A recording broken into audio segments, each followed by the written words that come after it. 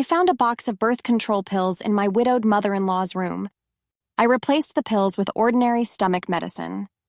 The reason was, since my mother-in-law had always wanted a grandchild, why not have one herself later?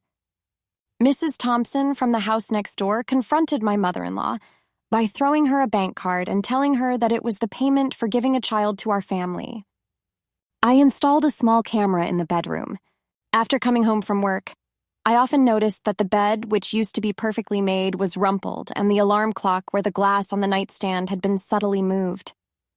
But it was just me, my husband Ryan, and my mother-in-law, who had recently moved in 2 years ago after my father-in-law passed away. My mother-in-law had been living alone.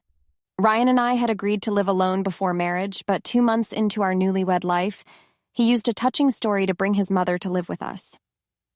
He solemnly swore that my mom is just a little woman. She wouldn't affect our life together at all, unexpectedly. On the second day after my mother-in-law moved in, she started knocking on the door at 6 a.m. "Olivia, why haven't you prepared breakfast for Mom yet?" When there was no response to her call, she started knocking harder, calling us. I got up with difficulty and opened the door. "Mom, we don't have a housekeeper to make breakfast. It's too expensive," I exclaimed. "Making breakfast is not a big deal. Why waste that money?"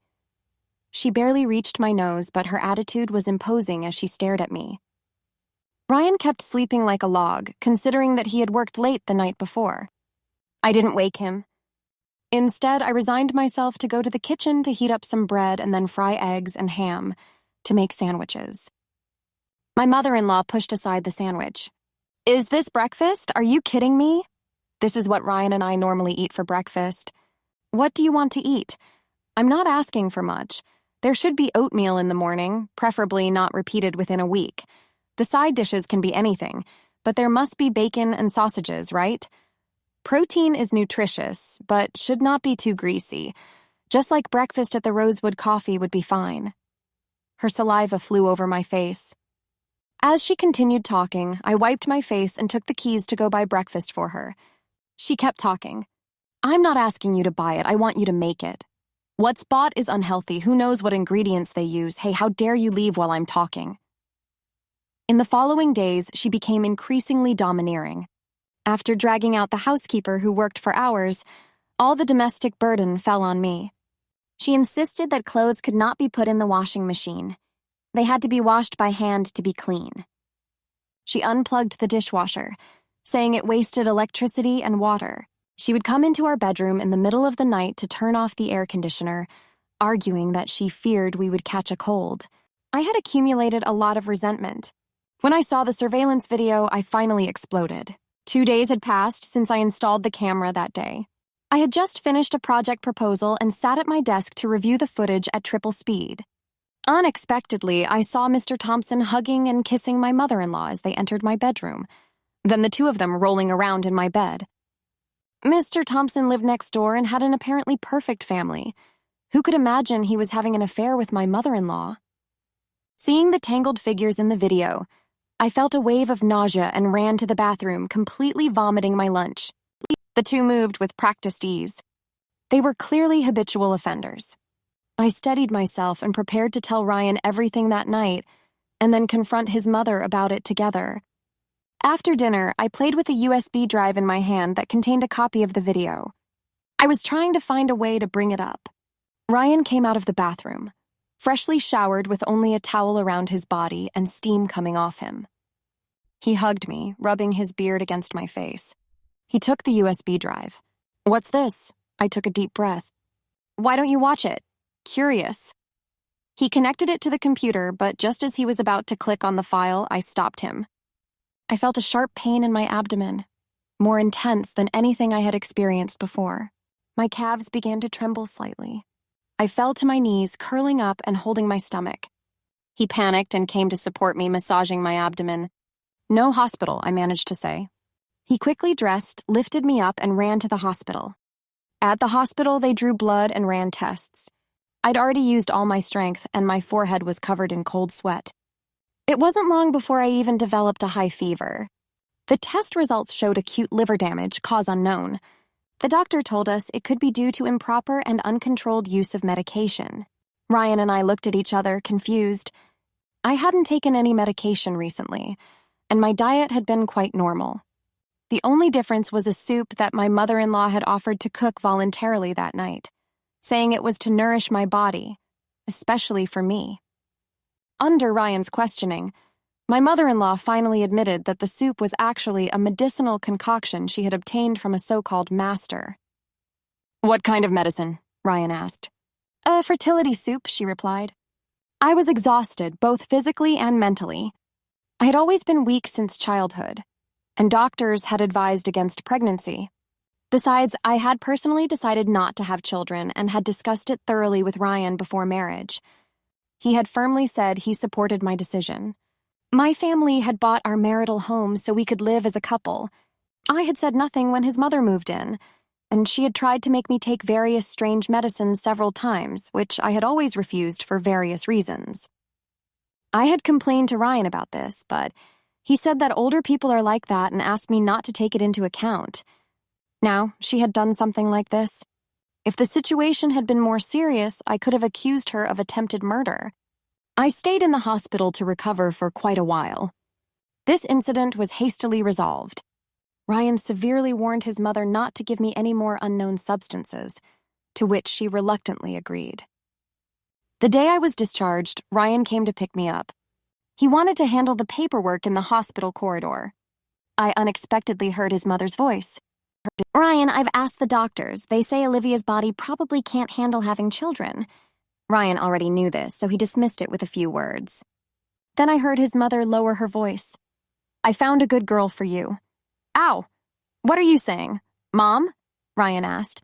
"I promise I won't give Olivia any more medicine, but you have to let me have a grandchild. That girl has wide hips, a strong body. She'll surely give you a big, healthy baby. She really likes you. If you have a child with her and Olivia accepts it, it would be best. If she doesn't accept it, you can divorce her." I felt like I was going to get sick again. My head spun with rage and shock. Not only was my mother-in-law having an affair with Mr. Thompson, but she was also encouraging another girl to be her son's mistress. She was truly rotten to the core. I barely managed to stay upright, leaning against the wall just to hear Ryan's response. "I can't divorce Olivia," he said. Hearing this, I felt slightly relieved, but his next words were, "I need to get more money from her family first. When she's no longer useful to me, I'll divorce her, Mom. Let me see that girl's picture." I knew something was wrong long before I discovered the truth. Ryan had been distant, and although he tried to hide it, I noticed the change in his behavior. I felt like I was losing the connection we once had, and my instincts told me that something else was going on, so I made a difficult decision. I needed to investigate. The first clue came when I found strange messages on Ryan's phone.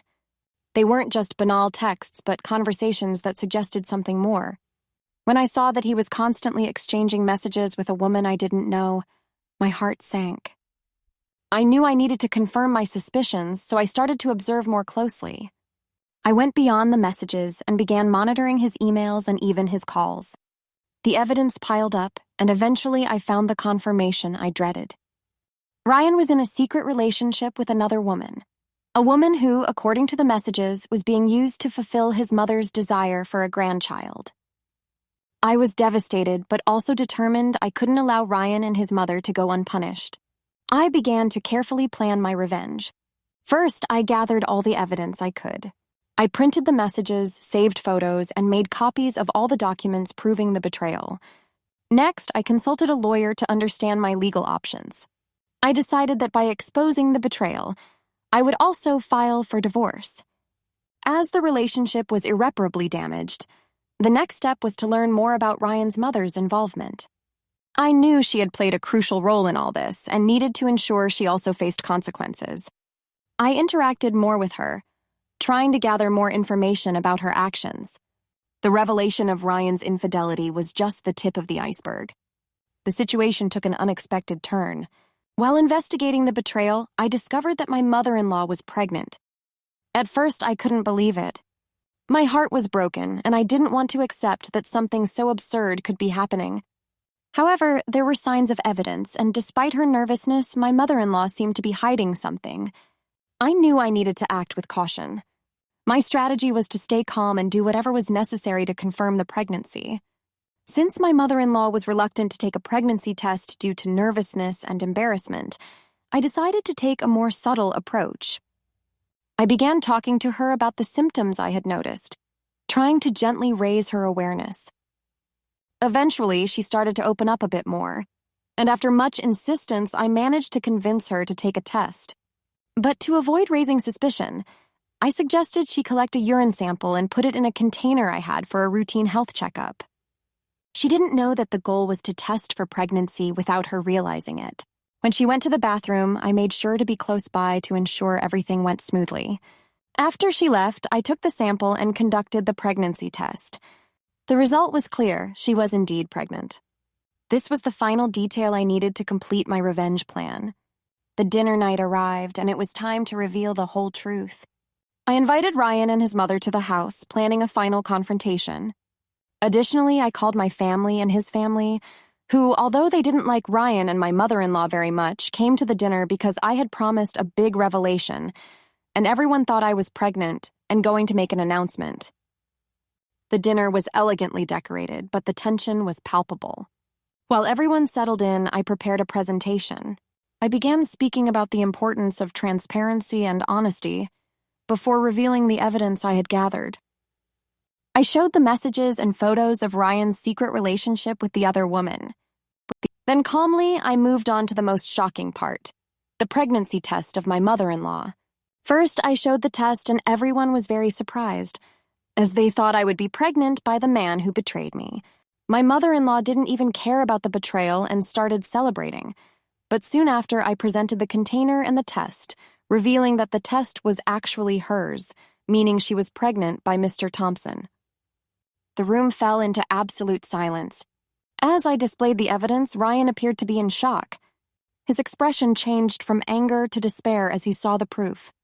He tried to justify his actions, but there were no excuses that could erase what had happened. His mother was also devastated, her dignity completely shattered. My mother-in-law started crying desperately and couldn't believe it all. I said, "If you wanted a child so badly, now you have one, but I feel sorry for her."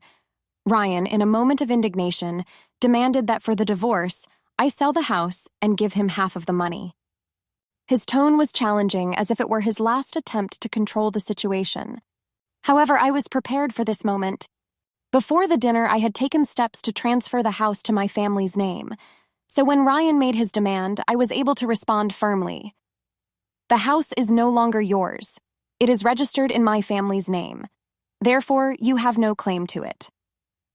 Ryan's expression quickly shifted from anger to disbelief.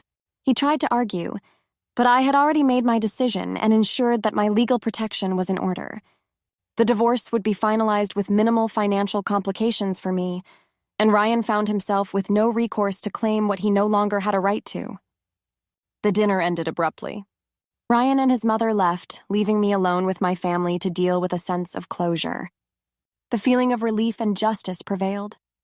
Even though the path had been painful, the truth was exposed, and I could finally begin to rebuild my life free from the lies and betrayals that had corrupted it. The following days were dedicated to healing and recovery. I received support from friends and family, and over time, I was able to find a new perspective for the future. The betrayal and revenge were painful, but they allowed me to reaffirm my worth and ensure that I would move forward with dignity. Since a lot of time has passed, everything has changed. After a few years, I met a wonderful man who respects me deeply. We've been married for 2 years now, and I had discussed what happened and my views on pregnancy with him. As I had been unable to conceive until then, he fully accepted and respected my decision, and we have been living happily ever since. I believe that everything in life has a purpose, and I wanted to share this miracle with you. That's right. My period has been late for 2 months, and I took a test last week. I'm pregnant, but now with a man I know will respect me. We're happy, and finally going to have a healthy and happy family. My ex-mother-in-law and ex-husband don't know about this and won't, at least not from me. But when things are meant to happen, they do. And I'm happy because my current husband gives me the security of a happy family. And that's what matters. That's why I wanted to share this story with you. Don't force yourself into anything. Don't cling to toxic men. I thought my life was going to end back then, but now I have a whole life ahead with my new family.